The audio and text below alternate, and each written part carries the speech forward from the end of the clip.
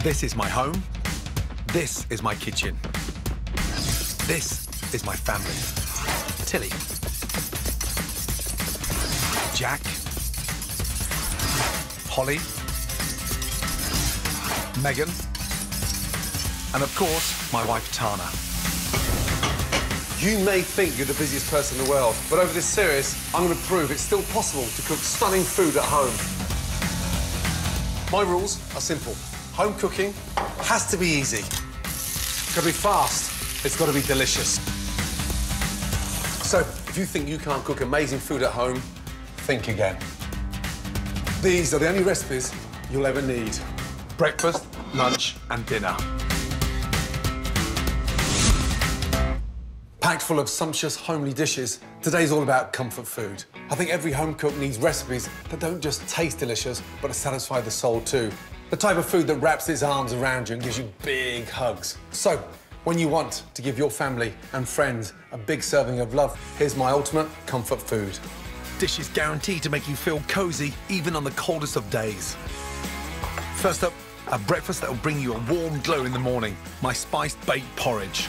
Perfect for a big comfort family breakfast. For lunch, I'm pulling out all the stops with a fantastic twist on one of Britain's favourite comfort dishes. Ginger beer battered fish with chilli minted mushy peas.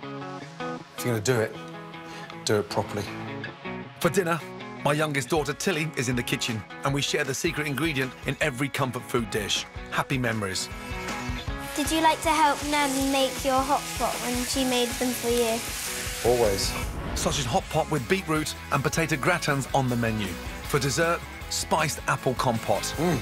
Tilly, we're on for a treat. This is my ultimate comfort food, breakfast, lunch and dinner. First up, it's breakfast, my spiced baked porridge. Absolutely love it. Why? I grew up with it. There's something very Scottish about porridge. It's that kind of sort of great start to the day. My father used to say, porridge needs salt and salt only. It separates the men from the boys. Didn't really like it. He always insisted, salt puts hairs on you. I used to sneak a couple of sugar lumps from cafes and put them in my porridge without him watching. These days, my porridge has much more flavour than just salt. It's packed with fruit, nuts and spices. Add vanilla seeds to your porridge oats or oatmeal. Really important just to rub the vanilla through the oatmeal. Makes it nice and fragrant. Now, a little teaspoon of cinnamon makes it spicier, and then nutmeg. Already, that smells incredible. I quite like making this up week at a time, and Jack absolutely loves it. Now, whole almonds. Now, if you don't like that kind of crunch running through the porridge, you can chop these up or blend them to a powder, but I quite like the sort of texture. Hazelnuts, incredibly good, and a really nice crunch. Keep your vanilla pod in there as well. That just gives it even more lift, and of course, once it's baked, just pull it out. Instead of sugar, I'm adding sweetness with fruit, fresh pears and raisins. Cranberries are great as well. Chopped apricots as well, dried apricots in there. Dried mango. I love dried fruit. Next, pour in a pint of milk and mix. This can be done the night before, left in the fridge, and then, a couple of minutes before you go to bake it, add your cream. Now, into your dish. It looks quite liquid, but by the time it bakes, it has this really nice, rich crust on top. And then, just a nice little nutmeg on top. Now, bake at 180 for 30 to 35 minutes.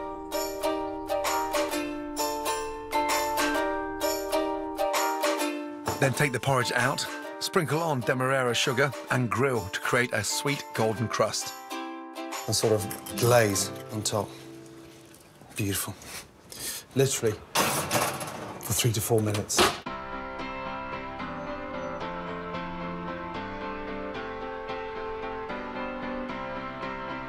Look at that. That makes me feel proud to be Scottish because it's perfect for a big comfort family breakfast. It's rich, it's sumptuous, and it's just a humble oatmeal. Phenomenal, especially in the winter. My spice baked porridge with all those nuts and fruit. It's a bowl full of love to start the day.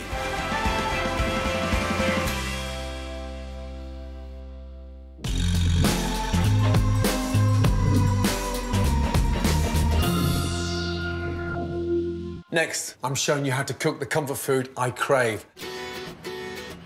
But first, here's a closer look at some of the key ingredients you'll need to make them.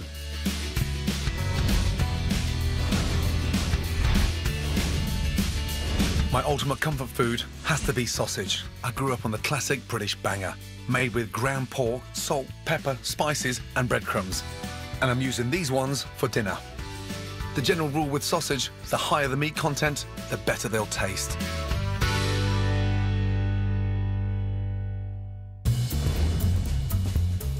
For my ultimate lunch, I'm frying fish, so you'll need an oil you can get to a high temperature. Here are the different oils you can use. Groundnut oil, it's made from peanuts and it's used a lot in Southeast Asian cooking. Rapeseed, made from those yellow flowering crops. This has the lowest saturated fat content of any oil and has a lovely, delicate flavour. Sunflower oil, made from sunflower seeds, is mildly nutty.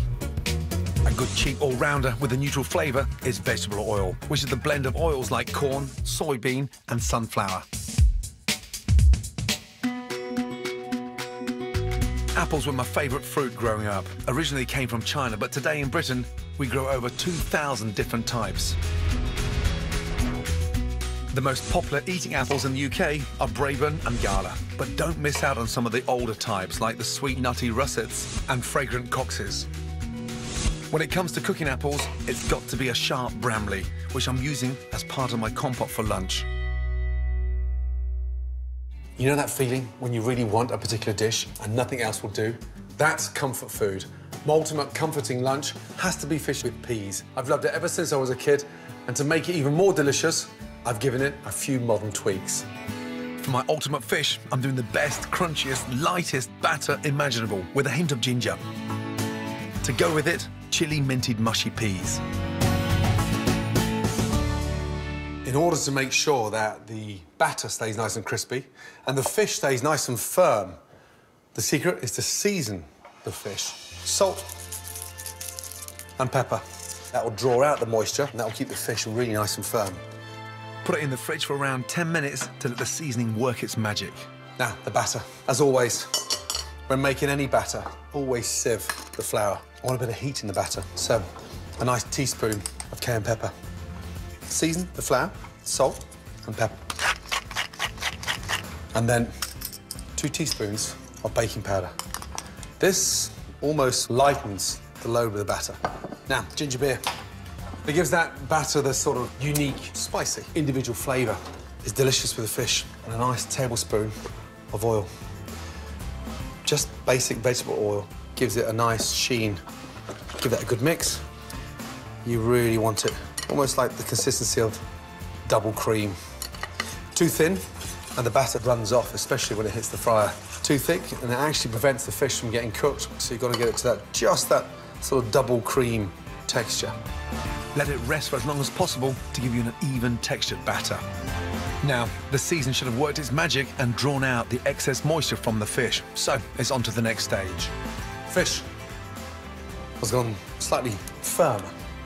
Perfect for frying. Start by coating the fish in flour seasoned with pepper.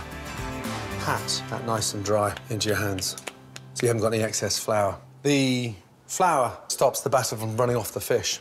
I'm just going to check to see if my oil's ready by putting a little touch of batter into the fryer. You see it bubbling straight to the very top. That tells you that the oil is ready. Never really, ever fill the pan above halfway. If the oil starts to get too hot, first thing you do, turn off the gas. Second thing, add some oil into it to cool it down. Hold the fish by the corner, literally put it in, and roll it round.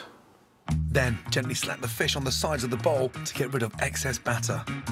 Now, in and lay away. And just gently drop it in. Twist your pan. That stops it from sticking at the bottom. Oil should be gently sort of bubbling away.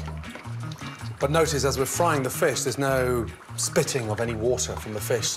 Fry the fish for 3 to 5 minutes, gently turning halfway through. Once the batter's golden and crisp, it's ready.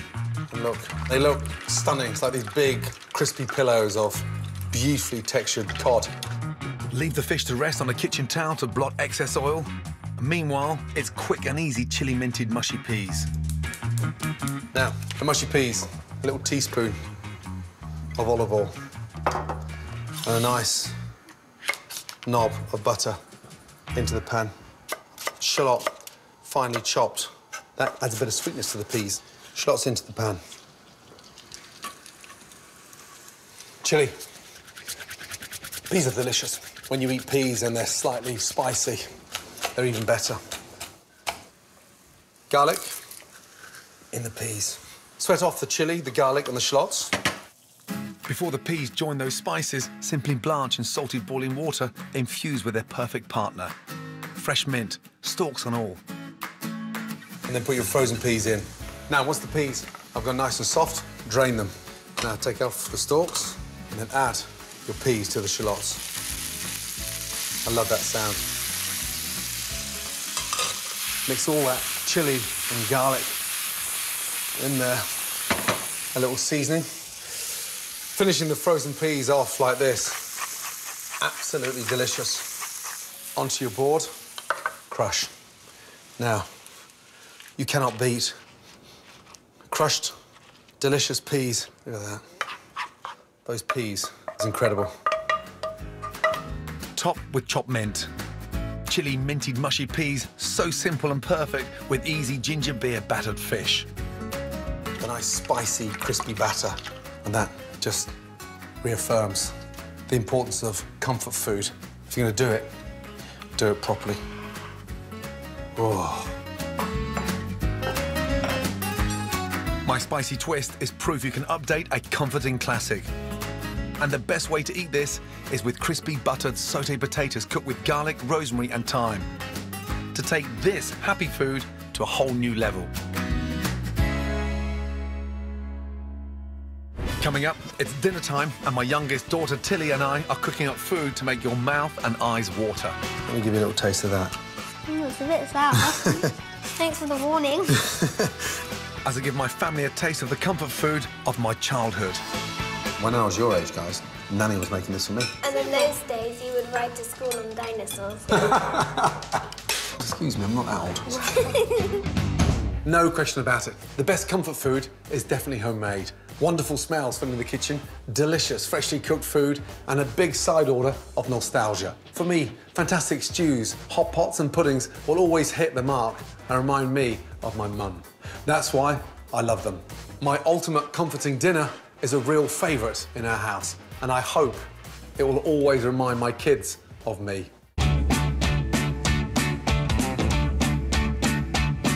And joining me in the kitchen to cook the comfort food of my childhood is my youngest daughter, Tilly. My ultimate comfort food dinner is a stunning sausage hot pot, which we'll serve with a gorgeous potato and beetroot gratin. Now, I love hot pot. you love hot pot? And you love sausages, right? Yeah. What do you enjoy most about sausages? I just love having them with the baked beans sometimes. With baked beans sometimes. These are little button mushrooms, OK? You just take them into there like that and keep them whole and cut them into quarters, please. Now, the important thing about cooking sausages is they need a bit of colour, right? No colour? No flavour. Exactly. Get the pan nice and hot. How was school today? School was good, thanks. We got to go out and make snowmen. Sausages in. OK. Butter and mushrooms in there, please, my darling. See? Now, I want you to watch your fingers, but you know how to slice onions, right? Definitely. Off you go, darling. Now, sausages are getting lots of colour, because this is going to cook slowly, and it's sort of Daddy's version of the kind of hot pot. You know the one Nanny used to make for me? Yeah. Once you've got the colour on them, and take them out to rest, OK? A little knob of butter, OK? Into the pan.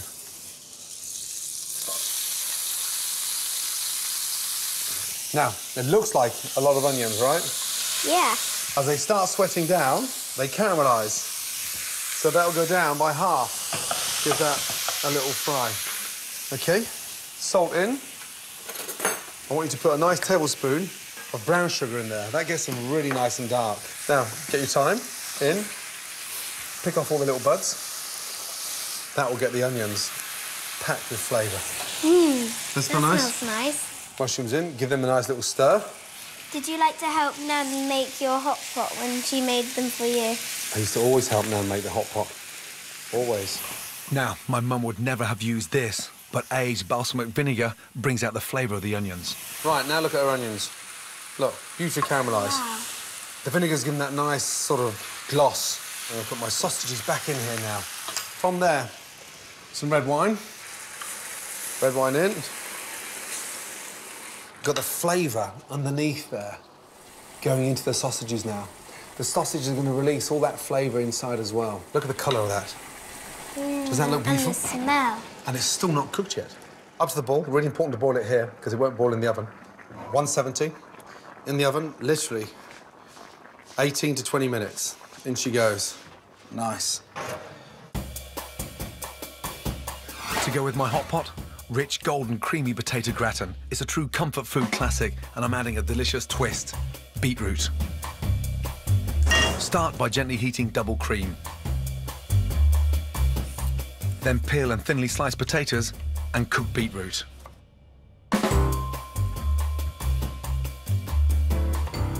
Next, rub garlic around the edge of your dish to thoroughly season with a glorious flavour. Then grease with a good layer of butter. Arrange alternate layers of potato and beetroot, seasoning in between. End with a neat layer of potatoes and pour the hot cream over the top. Bake in a preheated oven for an hour or until the potatoes are tender. Potato and beetroot gratin are bubbling beauty of a comfort food dish. Now for the apple compote. What we need to do first is to get these peeled and sliced. I get my pan on to get nice and hot. Now, let me give you a little taste of that. It's a bit sour. Isn't it? Thanks for the warning. Whoa. So, whoa. Nearly blew my head off. They're incredibly acidic, OK? And you need to cook them. Those wonderful red apples you've got are called Braeburns. What other apples do you know? Green ones, what are they called? I'm not too sure what the green ones are. Another word for your nan. Grandma's? No. Red. No. Pink lady apple. No. Granny Smith. Granny Smith apples. That's right. What we're going to do is cook the cooking apples and the eating apples together. I love the combination of the tartness from the Bramley cooking apple with the sweetness of the Braeburn. Get the pan nice and hot and sprinkle the bottom of the pan with caster sugar. 3 or 4 nice slices of fresh ginger and 3 little cinnamon sticks. I want you to remember that because we're going to look for them, OK? Because once we've used them and they've worked their magic, I need to pull them out. See all the sugar dissolving? Definitely. Now, we just let that go a little bit darker, OK? And then we place our apples in. Very quick. Doesn't it? Give that a nice little toss, OK? A nice golden colour. Cinnamon in, ginger in. So, we're cooking down the apples. Butter in. Gently cook until the apples soften, then take off the heat. And they go into there. What's that coming out, Dad? So that is a little bit of the puree. I'll show you we can do that in a minute. How many ginger? 4. 4 ginger. And 3 cinnamon. 3 cinnamon. Out with the cinnamon. Got And the ginger? 2 gingers. And we take a spoon of apples. Put them in the bottom. Smells so nice. How nice does that look? See the colour of the apples? Let's put these in the fridge to get nice and cold. That's the compote sorted. Easy. Now, a simple creamy whip to crown the top. If you separate the egg whites into there for Daddy.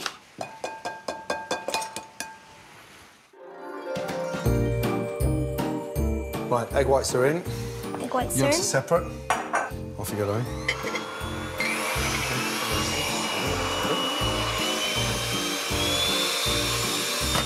And I'll sprinkle the sugar in, and then you turn up the speed. Good girl.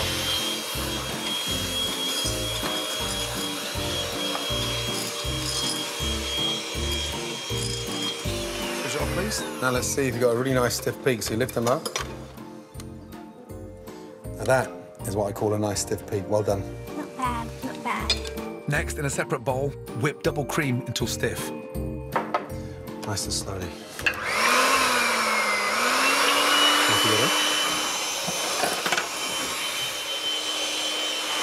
So cream whips so much quicker. Yeah. Okay. Nice. That by hand, Dad. We're gonna put some delicious lemon zest, which will make the cream so much better.